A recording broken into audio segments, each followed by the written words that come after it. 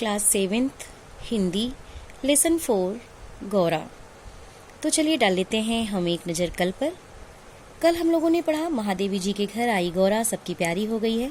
वह वहाँ के अन्य पशु पक्षियों से बहुत जल्दी हिल मिल गई है। गौरा बहुत समझदार भी है। वह सबको आवाज़ से ही नहीं पैर की आहट से भी पहचानने लगी है।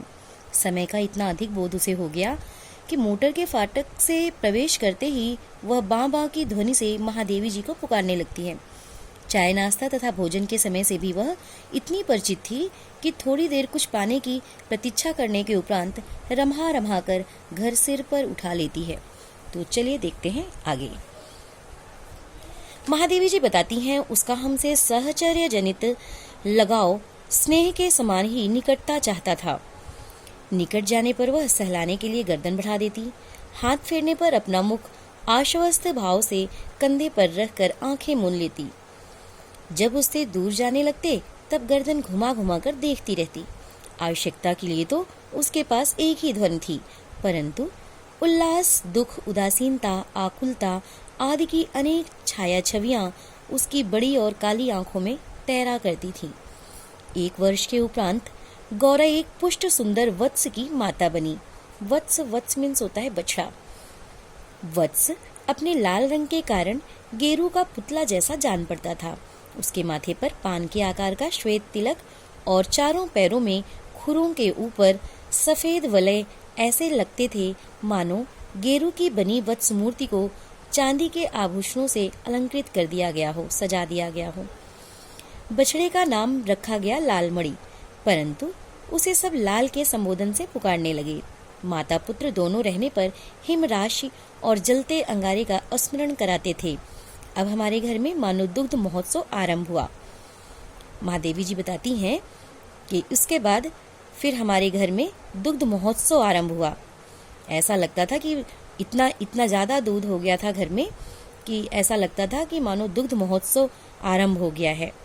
गौरा प्रातः सायं 12 सेर के लगभग दूध देती थी, अतः लालमणि के लिए कई सेर छोड़ देने पर भी इतना अधिक शेष रहता था कि आसपास के बाल गोपाल से लेकर कुत्ते बिल्ली तक सब पर मानो दूधों नहाओं का आशीर्वाद फलित होने लगा।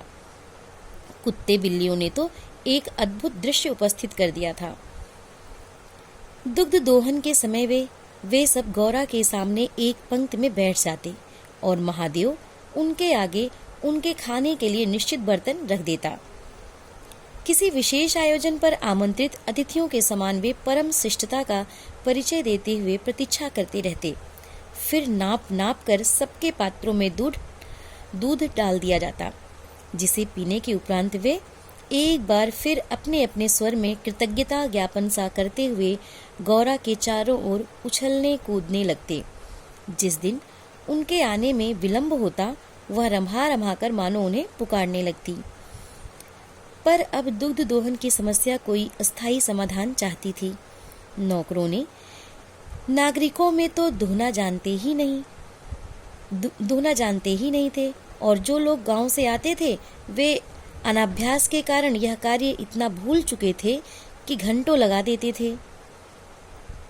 गौरा के दूध देने के पूर्व जो ग्वाला हमारे यहाँ दूध देता था, जब उसने इस कार्य के लिए अपनी नियुक्ति के विषय में आग्रह किया तब हमने अपनी समस्या का समाधान पा लिया।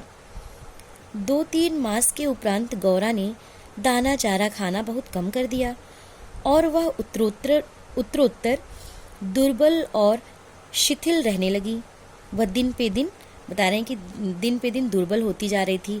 जब वो दाना चारा सब कुछ कम कर दी खाना तो दिन पे दिन दुर्बल होती गई, पतली होती जा रही थी। चिंतित होकर मैंने पशु चिकित्सकों को बुलाकर दिखाया।